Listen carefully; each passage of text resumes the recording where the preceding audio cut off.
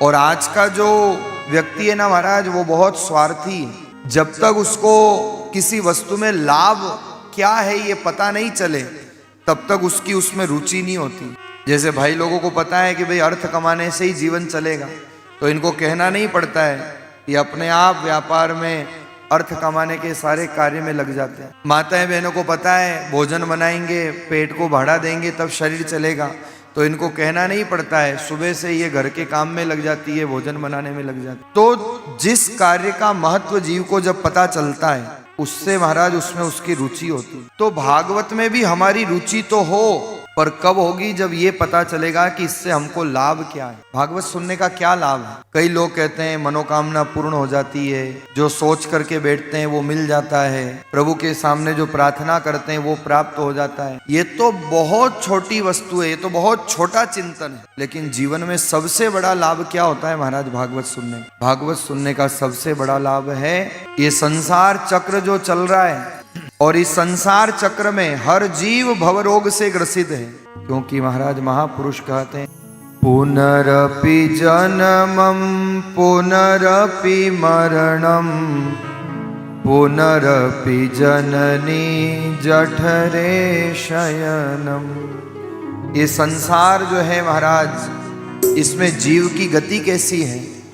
बार बार जीव जन्म लेता है, बार बार मरता है। हर जीव कितनी बार जन्म लेता है, कितनी बार मरता है, और हर जीव के साथ ये रोग लगा हुआ है। पुनरपि जन्मं पुनरपि मरणं पुनरपि जननी जठरे शयनम।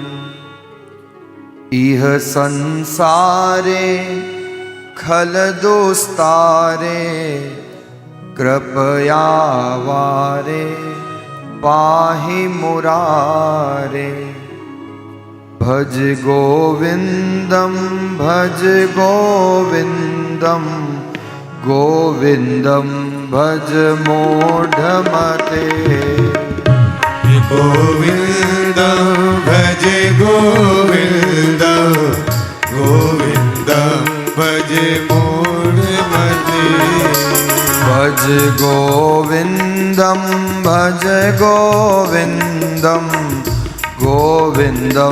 भज मूढ़मते। भज गोविंदम भज गोविंदम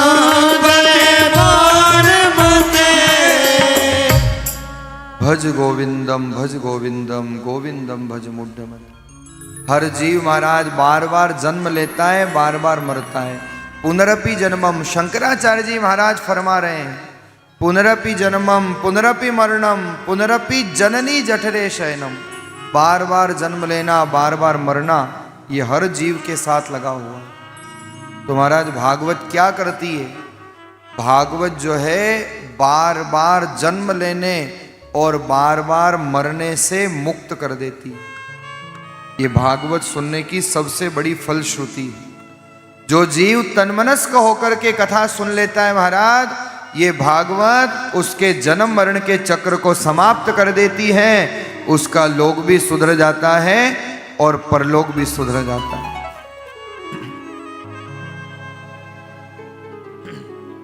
ऐसा ये पावन ग्रंथ है। आइए इस पावन दिव्य ग्रंथ में हमारी रुचि हो, उसके लिए भागवत के महात्म्य को बताया गया है। सबसे पहले भागवत का महात्म्य क्या है महाराज? महात्म्य कहते हैं महत्व को, और जब तक महत्व नहीं जानेंगे तब तक उसके प्रति हमारी रुचि नहीं होगी। तो ग्रंथ का महत्व जो है उसका प्रतिपादन सबसे पहले किया गया है।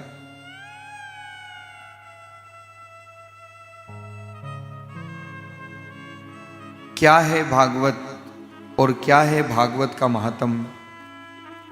देखो ये 7 दिन जो है ना, ये भागवत हमें भगवान से जोड़ती है, हमारे अंतःकरण को, हमारी आत्मा को परमात्मा से जोड़ देती है। पर जुड़ाव कब होता है महाराज? जब हम जानते हैं। आप अपने घर में अपनी बिटिया का हाथ जब किसी दूसरे घर में देते हो अपनी बेटी को जब दूसरे घर में देते हो तो क्या करते हो? उसकी बहुत अच्छी तरह से जांच परख करते हो। पहले तो देखते हो महाराज, जिससे शादी होने वाली है वो दूल्हा कैसा है।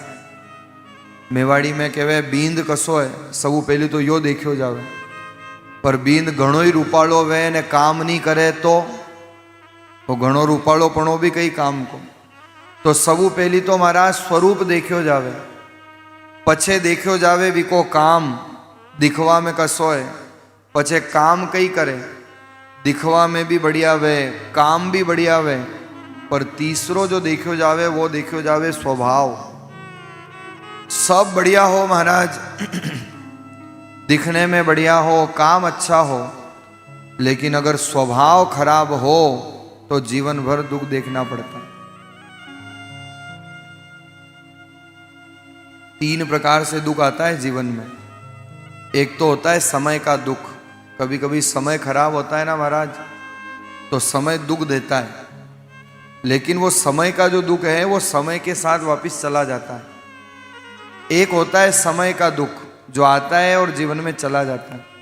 एक होता है कर्म का दुख, सत असत कर्म जो जीवन में हो जाते हैं उसके फल स्वरूप जीव को दुख भोगना पड़ता है।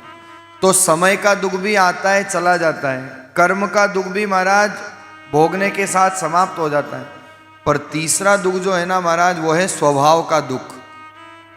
समय का दुख आता है, चला जाता है, कर्म का दुख आता है, चला जाता है, पर महाराज कोई स्वभाव से ही दुखी हो तो फिर उसको तो ब्रह्मा जी के ग्रांड फादर भी सुखी नहीं कर सकते हैं। वो स्वभाव से दुखी रहने वाला जीव स्वभाव से दुखी रहता है महाराज। लेकिन भगवान से अगर हमको रिश्ता जोड़ना है तो सबसे पहले भगवान के स्वरूप को जानना पड़ेगा, फिर भगवान काम क्या करते हैं ये जानना पड़ेगा, और भगवान का स्वभाव कैसा है। जब इसको जान लेंगे तो भगवान से हमारा नाता पक्का हो जाएगा। और इसलिए भागवत महापुराण के पहले श्लोक में इन तीनों ही कार्यों की परिणति की गई है। श्रीमद् भागवत महापुराण के महात्म्य का पहला श्लोक जो भगवान के स्वरूप को प्रतिपादित करता है, जो भगवान के कार्य को प्रतिपादित करता है, और जो भगवान के स्वभाव का वर्णन करता है। तो आइए महाराज, भागवत का पहला श्लोक, महात्म्य का बड़ा सुंदर पहला श्लोक है। सभी एक बार अच्छे से बैठ जाएं, कमर सीधी कर लें और हाथ जोड़ करके भागवत के पहले श्लोक का उच्चारण सभी मेरे साथ करिएगा। आज भागवत के पहले श्लोक का उच्चारण करेंगे। प्रभु से प्रार्थना करिएगा कि भागवत हमारे जीवन में उतरे, और जब भागवत की पूर्णाहुति होगी तो भागवत के अंतिम श्लोक का वाचन भी मैं आपसे करवाऊंगा। आइए सभी भाव प्रेम से हाथ जोड़ करके प्रार्थना करें। सच्चिदानंद रूपाय सच्चिदानंद रूपाय विश्वोत्पत्त्यादि हेतवे विश्वोत्पत्त्यादि हेतवे तापत्रय विनाशाय तापत्रय विनाशाय श्री कृष्णाय वयं नमः। श्री कृष्णाय वयं नमः। बोलिए कृष्ण कन्हैया लाल की जय। बोलिए सच्चिदानंद भगवान की जय। भागवत का पहला श्लोक है महात्म्य, जिस श्लोक के माध्यम से ग्रंथकार भगवान के स्वरूप का वर्णन करते हैं। कौन है ठाकुर, कौन है कृष्ण, क्या उनका स्वरूप है। सच्चिदानंद रूपाय, भागवत के पहले श्लोक का पहला शब्द भगवान कैसे हैं? 3 स्वरूप हैं भगवान के। पहला स्वरूप है सत, अर्थात भगवान सत्य है। दूसरा स्वरूप है चित, अर्थात भगवान चैतन्य है। और तीसरा स्वरूप है आनंद। सत चित आनंद, ये ठाकुर जी का स्वरूप कहा गया है। सत किसे कहते हैं महाराज? ना सतो विद्यते भावो, ना भावो विद्यते सत। गीता में भगवान योगेश्वर कृष्ण ने कहा कि सत्य जो है ना महाराज, वो कल भी सत्य था, वो आज भी सत्य है और वो हमेशा सत्य रहेगा। सत्य का कभी अभाव नहीं होता और असत्य का कभी प्रभाव नहीं होता। स्वामी रामचरण जी महाराज से एक जिज्ञासु ने प्रश्न किया कि आप सत्य किसको मानते हो? तब क्या सुंदर वर्णन श्री महाराज अपनी वाणी में कर रहे हैं। तन काचो साचो धर्म, लीजे लाभ कमाय।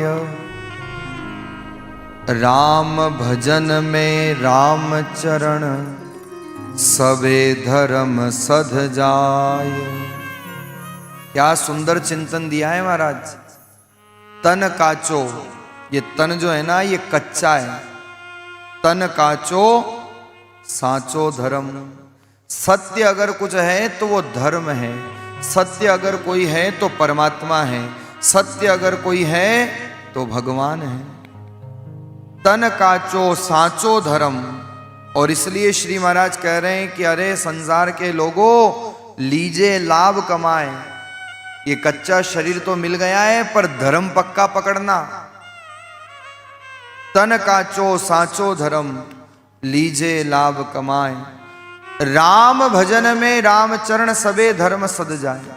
भगवान के एक राम नाम में दुनिया के सारे धर्म सद जाते हैं महाराज। ऐसा महापुरुषों ने चिंतन दिया। और यही कारण है कि हमारे राम स्नेही संप्रदाय में शब्द ब्रह्म की उपासना होती है। क्या है राम? चेतन शक्ति रकार की म माया विस्तार। राम चरण सब आइया, अक्षर दोय मंजार। एक राम के अंदर सारा संसार आ जाता है महाराज। चेतन शक्ति रकार की, जितना चेतन संसार में दिखाई दे रहा है ये सब रकार का प्रभाव है। म माया विस्तार, जितनी माया है वो सब मकार का प्रभाव। चेतन शक्ति रकार की म माया विस्तार। राम चरण सब आइया, सारा संसार आ जाता है। अक्षर दोय मंझार, केवल रकार मकार में सारा संसार समाहित हो जाता है। राम रया भरपूर, दूर काहे को फिरिए। श्री महाराज ने बड़े अद्भुत अद्भुत चिंतन दिए हैं। आइए समय के साथ हम श्री महाराज की वाणी के शब्दों पर भी चिंतन प्रसाद आपको प्रदान करते रहेंगे। लेकिन श्री महाराज ने वाणी में फरमाया, सच्चा अगर कुछ है तो वो धर्म है। तन काचो साचो धर्म। और यही भगवान का स्वरूप है, इसलिए कहा सत। और दूसरा स्वरूप है चित। चित किसको कहते हैं महाराज? चित कहते हैं चेतना को। आप सब लोग यहां बैठे हो, क्यों बैठे हो? क्योंकि आपके अंदर चित शक्ति काम कर रही है। और जिस दिन ये चैतन्य उड़ा, ये चित रूपी पंछी शरीर से उड़ा, ये शरीर तो ऐसा का ऐसा रहेगा महाराज, लेकिन संसार के लोग आपको स्वीकार नहीं करेंगे। आपके घर वाले कहेंगे कि ले जाओ इसको, अब एक रात ये अपने घर में नहीं रुक सकता। जब तक ये चित्त शक्ति है ना, तभी तक ये शरीर है महाराज। और जिस दिन चेतना उड़ी, जिसने बंगला बनाया, जिसने घर बनाया, जिसने व्यापार खड़ा किया, उसके अपने घर वाले कहते हैं अब ले जाओ, अब इसको रखने की जगह नहीं। तो ये सब कब तक चलता है? जब तक चेतना होती। यही तो संसार है महाराज। एक कवि की पंक्तियां मुझे बड़ी अच्छी लगती है। क्या है संसार? 4 दिनों की प्रीत जगत में 4 दिनों के नाते हैं।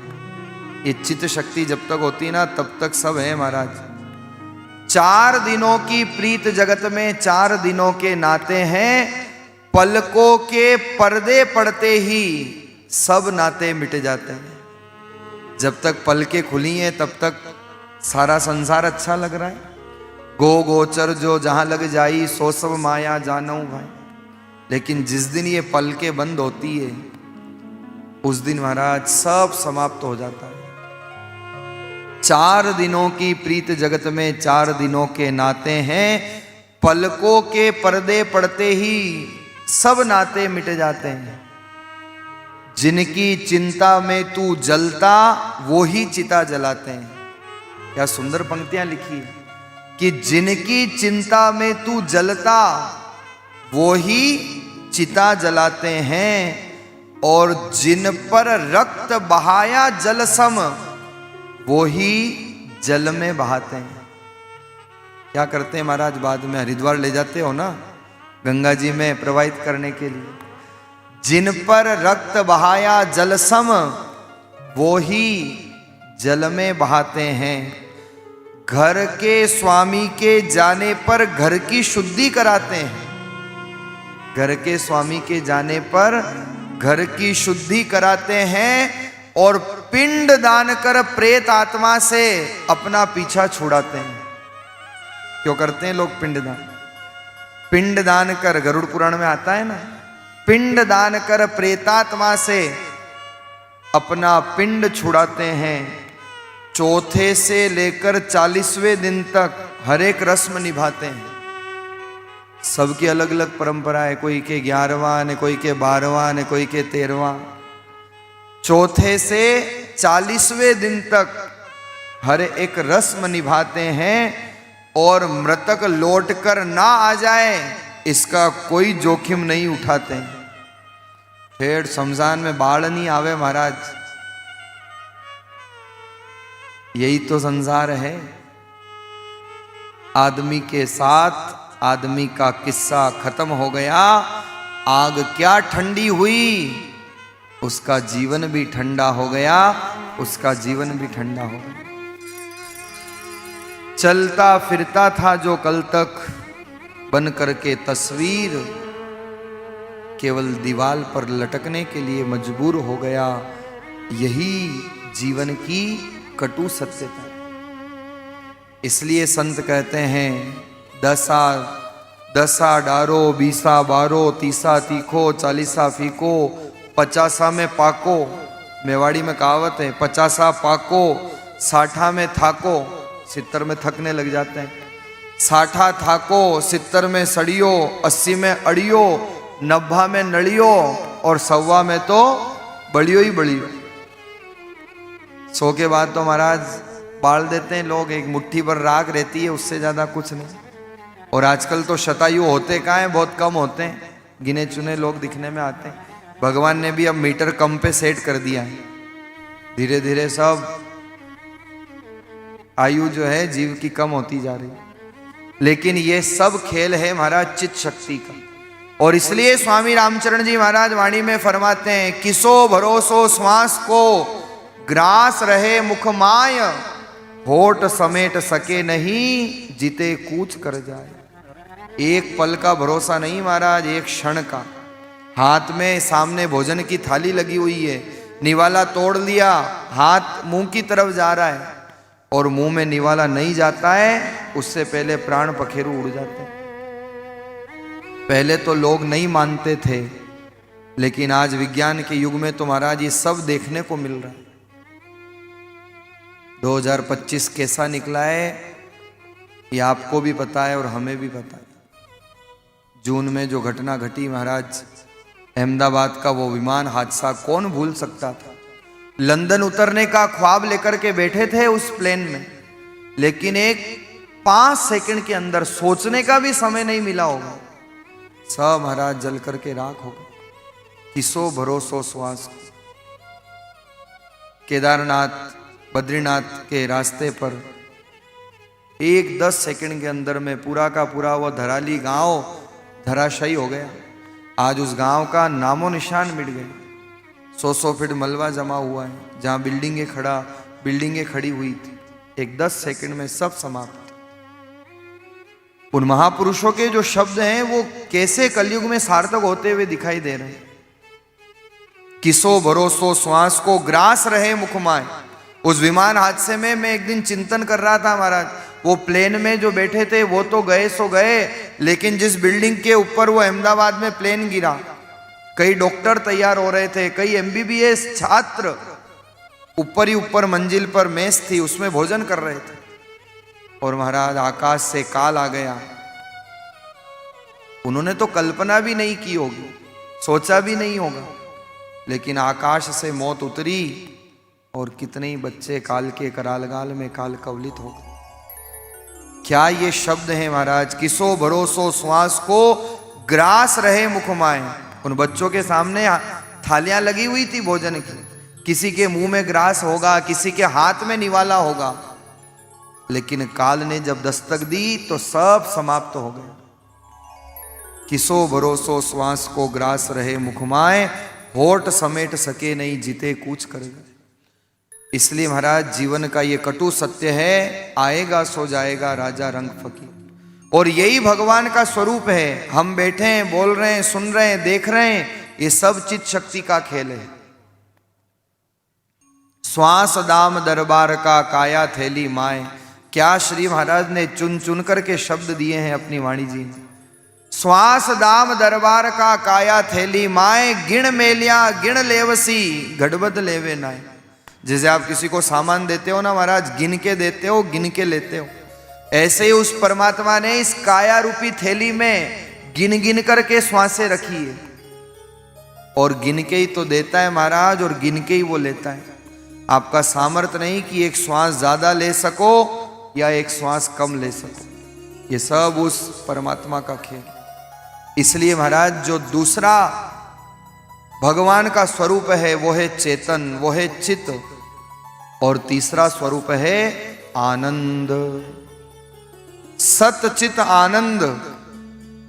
सत है सत्य, चित है चेतना, क्योंकि जब तक चेतना है तब तक शरीर है, और जब तक चेतना है ना महाराज तभी तक लोग साथ देते हैं। जिस दिन ये चेतना गई अपने पराये हो जाते हैं, और कोई साथ देता है तो कहां तक देता है। एक कवि लिखते हैं, दुनिया के मित्र गंगा के जल बिंदु पान तक, और भामिनी चलेगी तो केवल मकान तक। परिवार भी साथ देगा तो केवल शमशान तक, और बेटा भी साथ देगा तो अग्निदान तक। उसके आगे महाराज सबकी एक, सबका क्राइटेरिया निश्चित है महाराज, सबकी लिमिट है। घरवाली को लोग घर से बाहर नहीं जाने देंगे, घर पे ही उसको रोना पड़ेगा। परिवार के लोग शमशान तक चले जाएंगे। बेटा महाराज अग्निदान कर देगा, लेकिन उसके बाद की यात्रा, उसके आगे कौन साथ जाएगा? उसके आगे साथ जाएगा पापरु पुण्य संग दोई चाले, और न चाले लारो। स्वामी रामचरण जी महाराज अपनी वाणी में फरमाते हैं, जीव के पाप और जीव के पुण्य, किए गए पाप कर्म और किए गए सत्कर्म पुण्य, यही जीव के साथ जाएंगे। पापरु पुण्य संग दोई चाले, और न चाले लारो। राम चरण भज राम संगाती, निर्धारा आधारो। जीव के साथ कुछ जाता है महाराज तो जीव के पाप और पुण्य और कुछ साथ नहीं जाता। इसलिए जीवन में सत्कार्य करते रहो, पुण्यार्जन करते रहो, यही साथ जाने वाला है। सतचित आनंद रूपाय, यही जो आनंद है महाराज जिसको लेने के लिए आप यहां आए हो। आपसे कोई पूछेगा कथा के बाद कथा में क्या मिला, तो क्या कहोगे? आप घर पे जाके कहते हो ना आज कथा में बड़ा आनंद आया। कोई लोग कहते हैं महाराज कथा में बड़ा मजा आया। देखो मजा नहीं आता है, कथा में तो आनंद आता है। मजा संसार में आता है। मजा कब आता है? जब पार्टी में जाओ, जब सिनेमा में जाओ, जब संसार के किसी स्थान पे जाओ। लोग कहते हैं ना, आज तो साहब पार्टी में गए, बड़ा मजा आया। लेकिन वो मजा जो है ना, कभी कभी सजा का विषय बन जाता है। क्योंकि पार्टी में ज़्यादा नाच लो तो सजा भुगतनी पड़े, पार्टी में ज़्यादा खा लो तो सजा भुगतनी पड़े।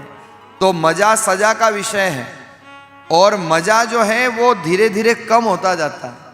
संसार की एक वस्तु जो है ना महाराज, वो एक दिन आपको जो सुख दे रही है, जब उसकी निरंतरता बढ़ेगी तो वही आपके दुख का कारण हो जाएगी।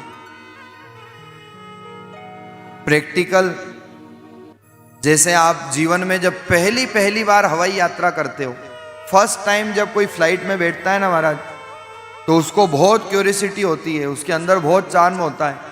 कैसी फ्लाइट होगी, कैसे उड़ेंगे, कैसे बैठेंगे, कैसे चलेंगे, एक बहुत जिज्ञासा होती है उसके अंदर। लेकिन वो पहले दिन वो फ्लाइट सुख देती है, पर जब उसकी निरंतरता जीवन में हो जाती है तो महाराज आदमी उससे घबराने लग जाता है कि कब यात्रा पूरी हो न कब हम यथास्थान पहुंच जाए। अब फ्लाइट तो वो की वही है, लेकिन एक दिन सुख दे रही थी, आज वही दुख का कारण बन गई। यह है हमारा संसार का मजा। लेकिन सत्संग में जो है वो आनंद मिलता है, और आनंद, भगवान की कथा जितनी बार सुनोगे ना महाराज, उतनी बार आनंद बढ़ता जाएगा। संसार की वस्तु में मजा घटता जाता है और सत्संग का आनंद बढ़ता जाता है। कई लोग जीवन में कई बार कथा सुनते हैं, और जितनी बार सुनते हैं उनको कुछ नया मिलता है, जितनी बार सुनते हैं उनका आनंद बढ़ता जाता है। क्योंकि महाराज आनंद मिलता कहाँ है? आनंद मिलता है कथा में, आनंद मिलता है सत्संग में। स्वामी रामचरण जी महाराज वाणी में फरमाते हैं कि जो सुख है सत्संग में, सो नहीं दूसरी ठाम। हरि चर्चा श्रवणा सुने, मुख सु उचरे राम। अगर यहाँ आकर के आनंद लेना चाहते हो तो दो ही काम करना महाराज। श्री महाराज की वाणी फरमा रही है, जो सुख है सत्संग में, सो नहीं दूसरी ठाम। अन्य जगह आपको मिल नहीं सकता, लेकिन उसके लिए करना क्या है? हरि चर्चा श्रवणा सुने, कानों से तो कथा सुनो महाराज, और श्रवणा उचरे राम, जीवा से भगवान का भजन करो, कानों से हरि कीर्तन हरि कथा सुनो। श्रवणा उचरो राम, नहीं कोई धोखा धंधा। साध चुड़ावे जगत, काट आशा का फंदा। राम चरण आनंद अति, निर्भय आठों याम। जो सुख है सत्संग में, सो नहीं दूसरी ठाम। आप तो थोड़ा आनंद चाहते हो, श्री महाराज तो फरमा रहे हैं राम चरण आनंद अति। अति शब्द का प्रयोग किया है। सत्संग में महाराज अति आनंद मिलता है, अति सुख मिलता है। राम चरण आनंद अति, निर्भय आठो याम। जो सुख है सत्संग में, सो नहीं दूसरी ठाम। देखो आप यहाँ आए हो आनंद लेने, आनंद मिल भी रहा है, नहीं तो संसार में होते तो माथा पच्ची कर रहे होते किसी से। यहाँ पांडाल में बैठ के कथा सुन रहे। हाँ, तीन ही तो काम व्यक्ति करता है महाराज। ये भाई लोगों के जीवन में तीन ही काम होते हैं। एक तो माथा पच्ची, मतलब माथा फोड़ी। एक तो क्या करते हैं? माथा फोड़ी। एक भागा दौड़ी, और महाराज थोड़ा बहुत समय मिल जाए तो हाथा जोड़ी। हाथा जोड़ी, भागा दौड़ी और माथा फोड़ी, इसी में जीवन निकल जाता है।